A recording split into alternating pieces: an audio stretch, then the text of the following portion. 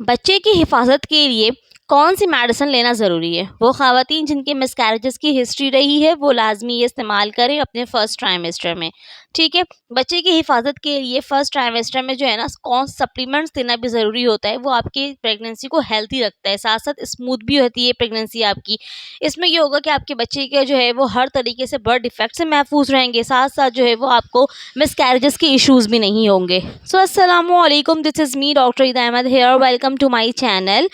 जो लोग मेरे चैनल पर न्यू हैं प्लीज़ मेरे चैनल को सब्सक्राइब कर दीजिए, वीडियो को लाजमी लाइक एंड शेयर कीजिएगा और साथ साथ जाकर इंस्टाग्राम पे सीड्स मिरेकल को भी फॉलो कर लें। वहाँ पर सीड साइकिलिंग हब और कॉन्सेप्शन हब पर रमज़ान अमेजिंग ऑफर्स अवेलेबल हैं। अभी जाएं और जाके फ़ौरन जो है वो ऑर्डर करें। ऑर्डर करने के लिए हमारा नंबर सामने मौजूद है और आपको जो है वो डिस्क्रिप्शन पे भी मिल जाएगा, ठीक है। अच्छा जी, आज का जो टॉपिक है वो इसी बात पर है कि फर्स्ट ट्राइमेस्टर में कौन कौन से सप्लीमेंट्स और मेडिसिन लेना ज़रूरी है जो किससे आपके बच्चे की हिफाजत रहे और आपको मिसकैरेजेस का सामना ना करना पड़े, ठीक है।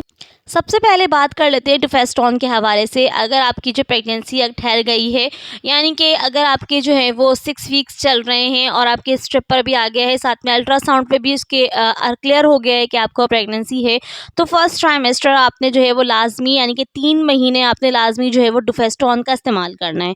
डिफेस्टॉन जो है वो एक सिंथेटिक प्रोजेस्टेरॉन हार्मोन है जो कि आपको 2 टाइम लेना होता है, एक सुबह और एक रात। इस तरह आपने इस्तेमाल करना होता है रोज़ाना।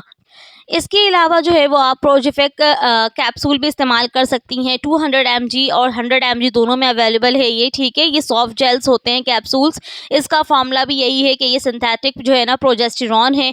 इन दोनों मेडिसिन यानी कि डिफेस्टॉन और प्रोजेस्टेरॉन का सेम काम है कि ये दोनों जो है वो प्रोजेस्टेरॉन रिसेप्टर्स होते हैं, उनके साथ जाकर ये बाइंड होती है। इसके नतीजे में क्या होता है कि जो एंडोमेट्रियल लाइन होती है यूट्रस में या बच्चादानी में, उसे ये प्रिपेयर करते हैं ताकि वहाँ पर इम्प्लांटेशन हो, यानी कि जो फर्टिलाइज एग है वो जाकर वहाँ जुड़े एंड देन जो है वो डेवलपमेंट का जो पूरा प्रोसेस है वो स्टार्ट हो। साथ साथ ये पीरियड्स को भी रेगुलर करते हैं ये दोनों मेडिसिन, ठीक है। पीरियड्स को रेगुलर करने के लिए मैंने आप लोगों के लिए बहुत ही ज़बरदस्त सीड साइकिलिंग हब सजेस्ट किया है, जो कि आप इसे लाजमी इस्तेमाल करें। ये 100% प्योर और नेचुरल है, इसमें किसी किस्म की कोई साइड इफ़ेक्ट्स नहीं है, ठीक है। आप जो भी मेडिसिन इस्तेमाल करती हैं पीरियड्स को रेगुलर करने के लिए, वो ये होता है कि जब तक आप मेडिसिन इस्तेमाल करेंगी तब तक जो है वो पीरियड्स होंगे, उसके बाद नहीं होंगे, ठीक है। और लेकिन अगर आप ये मेडिसिन इस्तेमाल करेंगी जो कि एक ऑर्गेनिक प्रोडक्ट्स हैं जिसमें किसी किस्म की कोई साइड इफ़ेक्ट्स नहीं हैं, तो इससे ये होगा कि आपके अल्लाह पाक ने जो है वो इस मेडिसिन में इतनी शिफा रखी है कि चूँकि ये कुदरती चीज़ों से बना हुआ है, तो इसलिए आपके ये रहेंगे कि आपके जो पीरियड्स हैं वो हमेशा के लिए बेहतर हो जाएंगे इंशाल्लाह। इसके अलावा ये पीएमएस के सिम्टम्स को भी, यानी कि पीरियड्स स्टार्ट होने से पहले जितने भी सिम्टम्स होते हैं इसको भी कवर करते हैं ये दोनों मेडिसिन, ठीक है। इसकी प्रिकॉशन से बताते चलूँ साथ साथ कि डायबिटीज़ वाले, दिल की मसाइल वाली, या फिर एपिलेप्सी का जिनको मसला यानी कि मिर्गी का मसला रहता है, या फिर जिनको माइग्रेन का मसला रहता है, जिनको सांस लेने में प्रॉब्लम रहती है, वो इस मेडिसिन का इस्तेमाल अपने डॉक्टर से पूछ कर ही करेंगी, ठीक है। इसके अलावा जो अगर कोई पेशेंट जो है वो एंटीकोगुलेंट मेडिसिन ले रही हैं जैसे कि वारफेरिन वगैरह, या फिर कोई अदर हार्मोनल मेडिसिन ले रही हैं एस्ट्रोजन वगैरह, तो वो भी अपने डॉक्टर से पूछकर इस्तेमाल करेंगी।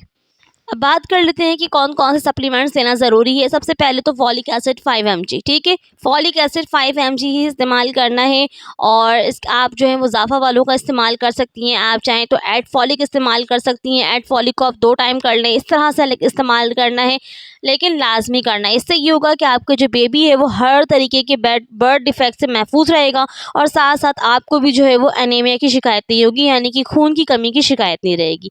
दूसरा, इसके साथ आपने इस्तेमाल करना है मल्टी वाइटामिन इस्तेमाल करना है जो कि है रेविटेल बी। साथ साथ आपने इस्तेमाल करना है CSC 1000, ये लाजमी इस्तेमाल करना है। इसके अलावा वो ख़वातीन जिनको जो है वो हड्डियों में पेन रहता है ड्यूरिंग प्रेगनेंसी, सिम्टम्स आना शुरू हो जाते हैं, तो वो वाईडी इंजेक्शंस वगैरह भी दूध में डाल के इस्तेमाल कर सकती हैं। तो ये थी मेरी आज की वीडियो कि फ़र्स्ट ट्राइमेस्टर में कौन से सप्लीमेंट्स और मेडिसिन लेना ज़रूरी है। अब वो ख़वातीन जो हमल ठहराना चाहती हैं और वो अच्छी मेडिसिन की तलाश में हैं, तो वो मेरी ये वाली वीडियो देखें। साथ साथ सीड साइकिलिंग और कॉन्सेप्शन हब के बारे में जानने के लिए आप मेरी ही वाली वीडियो देखें। उम्मीद है कि इसमें सारी चीज़ें क्लियर हो गई होंगी। कोई भी क्वेरी हो तो फिर आप मुझसे कमेंट के ज़रिए पूछ सकती हैं। अपना ख्याल रखें। अल्लाह हाफ़िज़।